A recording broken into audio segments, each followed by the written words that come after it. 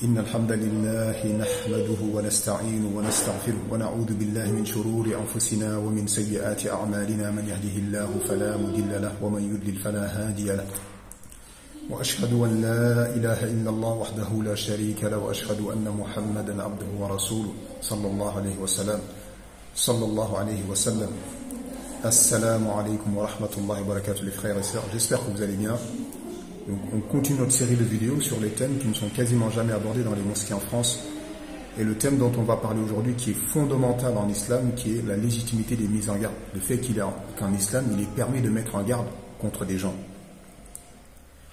Donc ce thème-là, subhanallah, qui est essentiel en islam, beaucoup de mosquées n'en parlent pas, excepté les mosquées tenues par les frères de la Sunna, les salafis, qu'Allah les récompense et les aide dans leur da'wah.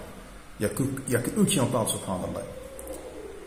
Alors qu'en réalité, ce thème, Allah Azza wa Jal a mis en garde contre des gens dans son livre.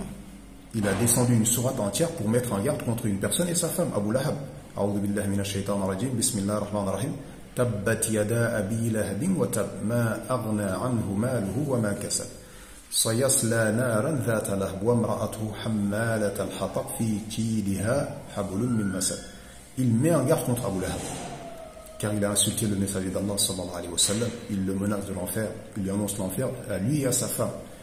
Allah a mis en garde également contre les mécréants et leurs caractéristiques également. Qui sont les mécréants? Allah les a dévoilés. Il a également mis en garde contre les hypocrites. Dans la sourate Al-Baqarah, tu prends la sourate Al-Baqarah, le début, Allah fait l'éloge de son livre, et ensuite il cite les gens qui réussissent, et il cite leurs caractéristiques. Et derrière, il cite les caractéristiques des mécréants pour mettre en garde contre eux.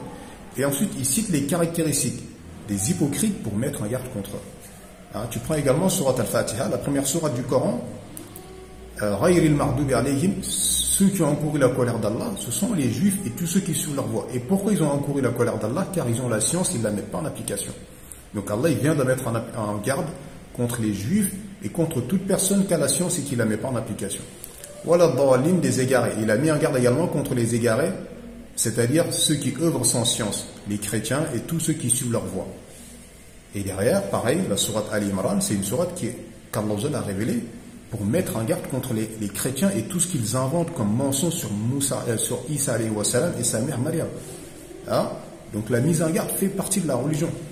Pareil également quand Al-Walid ibn al-Mughira a qualifié le Coran de magie et que ce n'était que la parole d'un homme, Allah a révélé, je ne sais pas combien de versets où il s'attaque à lui personnellement, subhanallah.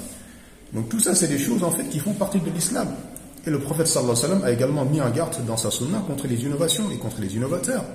من عمل عملا ليس عليه أمرنا فهو رد من أحدث في أمرنا هذا ما ليس منه فهو رد. Tout ça c'est des choses en fait qui prouvent la légitimité de la mise en garde dans l'islam. Et en même temps, s'il n'y a pas de mise en garde, il n'y a pas de religion, la religion disparaît. On prend la base de l'islam qui est la ilaha illallah. C'est une négation et une affirmation. Renier le droit à l'adoration à tout autre qu'Allah et affirmer qu'Allah est le seul qui a le droit à l'adoration. Donc tu mets en garde contre tous ceux qui sont adorés en dehors d'Allah et tu dis qu'ils ne méritent pas d'être adorés. Et tu dis qu'Allah est le seul qui mérite d'être adoré. Et que Muhammad est le messager d'Allah, il n'y a pas de messager après lui, donc il faut adorer Allah avec la sunna de Muhammad sallallahu alayhi wa sallam. Donc tout ce qui ne fait pas partie de la sunna de Muhammad, tu mets en garde contre toutes les innovations. Toutes les innovations. Le prophète il a mis en garde contre les khawarij, contre les coranistes, contre beaucoup de gens dans la sunna. Donc c'est quelque chose qui fait partie de la religion. Et regarde juste les ennemis de l'islam, comment ils détestent la mise en garde. Pourquoi les laïcs, ils n'aiment pas l'islam? Parce que l'islam c'est une religion qui met en garde contre le faux. L'islam ce n'est pas une religion qui dit venez, tout le monde a droit à sa religion, tout le monde a le droit d'adorer qui il veut. Non, l'islam te dit que toutes les religions sont fausses à part l'islam, que le seul qui mérite d'être adoré c'est Allah et que tout ce qui est en dehors d'Allah ne mérite pas d'être adoré. Donc ça ne plaît pas aux laïcs, ça ne plaît pas aux juifs non plus, ça ne plaît pas aux chrétiens non plus, subhanallah, ça ne plaît à aucune fausse religion. Et c'est ça la force de l'islam et sa beauté et sa vérité. C'est ça la preuve que c'est, parce que la vérité elle est unique et orpheline, elle n'est pas multiple, elle n'a pas de sœur, ni de frère, ni de père.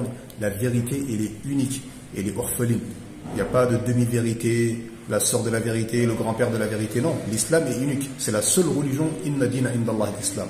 C'est la seule religion acceptée auprès d'Allah. Tout ce qui est en dehors de l'islam ne sont que des fausses religions inventées par des êtres humains. Donc c'est ça qui fait que l'islam est la vérité. Alors que s'il n'y a pas cette mise en garde contre le faux, c'est la preuve que ce n'est pas une vérité. Car il ne peut pas y avoir plusieurs vérités, subhanallah. Donc on vient de voir en fait que cette chose, la légitimité de la mise en garde, est légiférée en islam et que c'est la base même de l'islam. Et que si tu enlèves ça, il n'y a plus d'islam. Il n'y a plus d'islam. Et bizarrement, subhanallah, beaucoup de mosquées ne mettent pas en garde, ne parlent même pas de la légitimité de la mise en garde. Au contraire, ils disent aux gens, n'écoutez pas les gens qui vous parlent de mise en garde. Il y en a marre des mises en garde, ils nous ont fatigués, c'est de la médisance. C'est faux, ce n'est pas de la médisance. Je rappelle que toute personne qui commet des péchés publiquement et qui se vante de le faire et qui le montre, il est permis de mettre en garde contre lui. Également, même dans le domaine du mariage. Si quelqu'un est un pervers et qu'on vient t'interroger sur lui à propos du mariage, tu es dans l'obligation de dire que non, c'est un pervers, il ne faut pas lui marier, il ne faut pas lui donner de femme. Ou c'est une femme qui est corrompue, qui commet l'adultère, qui commet la fornication, il n'est pas permis de mentir sur elle quand tu es interrogé. Le prophète il a mis en garde contre les gens par rapport au mariage, subhanallah. Alors qu'en est-il de la religion? Qu'en est-il de la religion? Mais c'est pas étonnant. Donc les prédicateurs de l'égarement n'aiment pas les mises en garde et ils s'en plaignent. Alors qu'au même moment, ils mettent en garde contre les salafis en disant ne les écoutez pas. C'est des gens durs, ils font la fitna, ils divisent, c'est faux. C'est faux, ce qui divise les musulmans, c'est la propagation des bid'ah, des groupes égarés, la propagation du shirk parmi eux, c'est ça qui divise les musulmans et qui les affaiblit. Quant au fait de mettre en garde contre le faux et ces gens, au contraire, ceci renforce l'islam et ça renforce également les musulmans. Donc ils te disent n'écoutez pas les salafis, ils sont durs, ils disent des mises en garde, ne les écoutez pas. Pourquoi ça te dérange? Si les mises en garde te dérangent, c'est que tu es sur le faux. Car si tu avais été sur la vérité, tu aurais soutenu les mises en garde et tu aurais vu en fait que c'est essentiel pour que la religion soit préservée. Allah a dit qu'il préserve cette religion, mais par quel moyen il le préserve?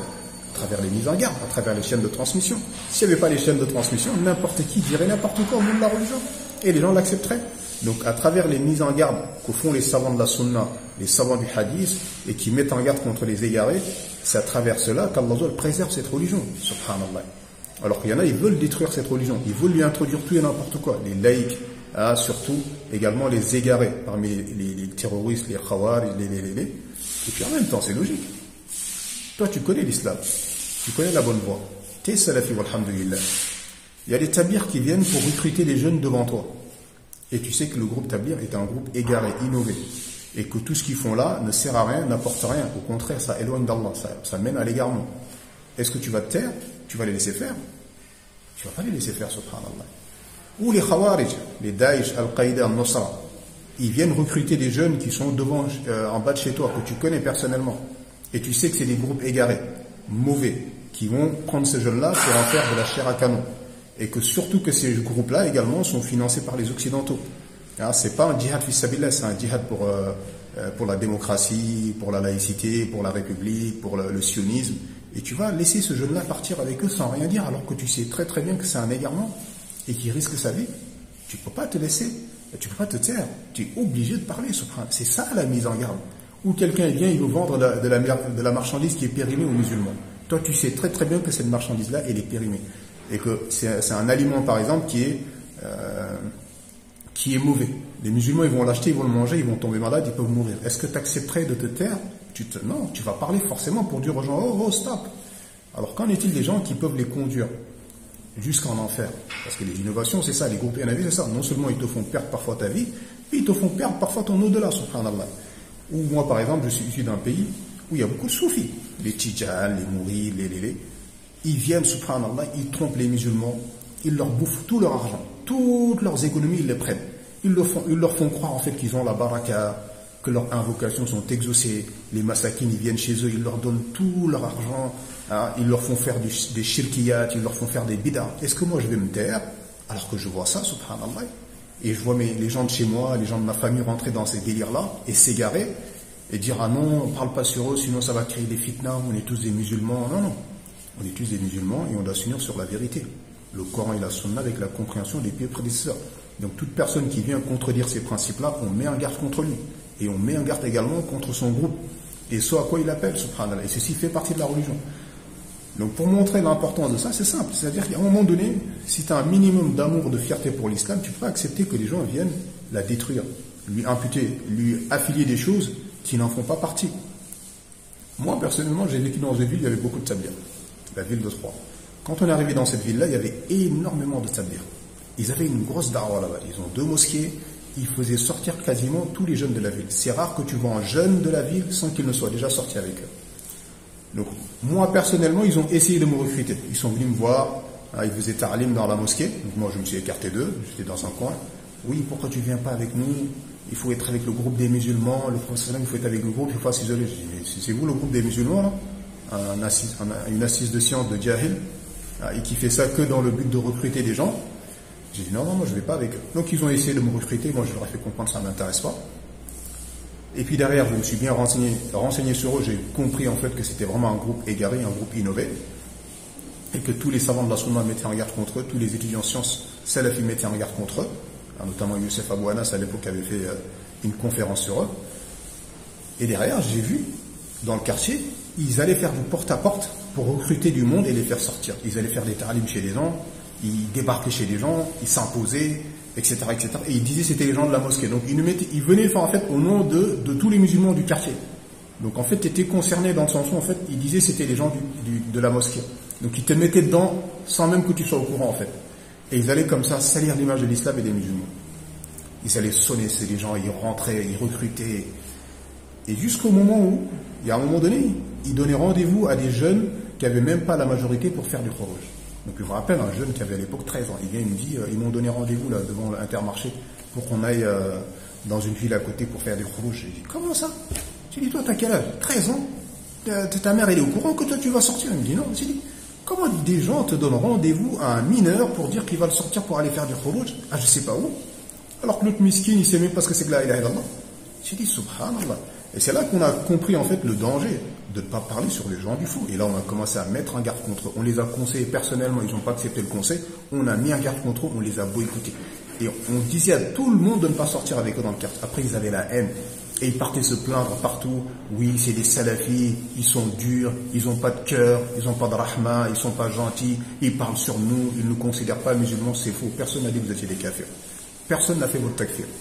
On a tout simplement dit que vous devez délaisser cette bid'a-là. Si vous ne le faites pas, on va dire à tout le monde de ne plus sortir avec eux tant que vous êtes sur ça. Et là derrière, laisse tomber.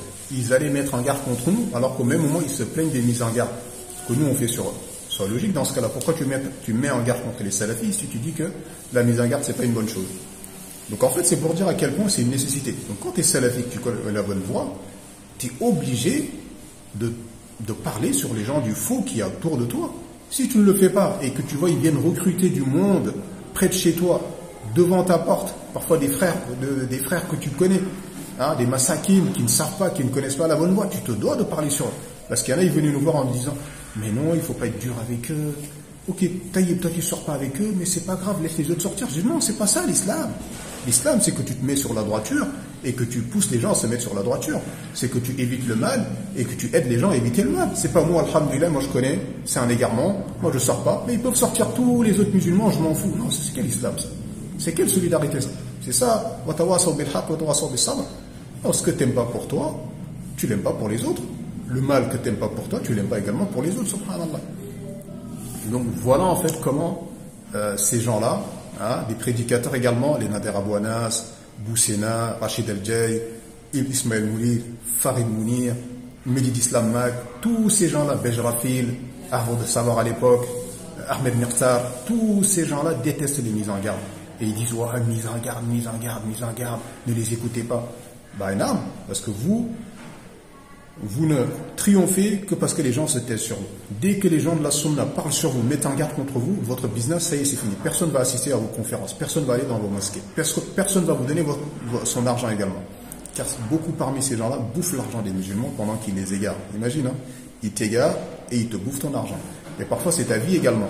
Regardez à l'époque de la guerre en Syrie, quand les égarés là, parmi Al-Arifi, Mohamed Hassan, Qardawi, Dabdou, ils ont Nabil Al-Awadi, ils ont appelé au djihad en Syrie alors qu'il n'y avait pas de djihad. Les gens sont partis se faire tuer bêtement, subhanallah. Alhamdulillah que les savants de la sunna ont mis en garde contre eux. Combien de gens ont été préservés de ne pas y aller justement parce qu'ils ont écouté les mises en garde des savants salafis, Cheikh Rabi, Cheikh Al-Fawzan, tous les savants de la sunna, les prédicateurs de la salafis, ils ont mis en garde contre eux et ça a été, par la grâce d'Allah, la cause que beaucoup de jeunes ont été sauvés de ne pas mourir ou de ne pas être dans les prisons en Syrie là-bas et disparaître parfois entièrement, subhanallah. Donc c'est logique. Donc les terroristes, par exemple, Daesh, Al-Qaïda, Al-Nusra, ils viennent recruter des jeunes musulmans et toi tu sais qu'il y a des groupes terroristes qui vont utiliser ces jeunes-là pour se faire tuer bêtement. Et pour derrière, que les vrais terroristes qui sont derrière, c'est-à-dire les États qui financent ces groupes terroristes-là, viennent récupérer des puits de pétrole. Les Juifs, les Américains, les Anglais, les Français. Hein. Et toi, tu sais cela, et tu vas laisser ces gens-là recruter des jeunes, tu vas laisser ces gens-là recruter des jeunes et en faire de la chair à canon. Ils leur font croire que c'est un djihad, alors que ce n'est pas un djihad, subhanallah.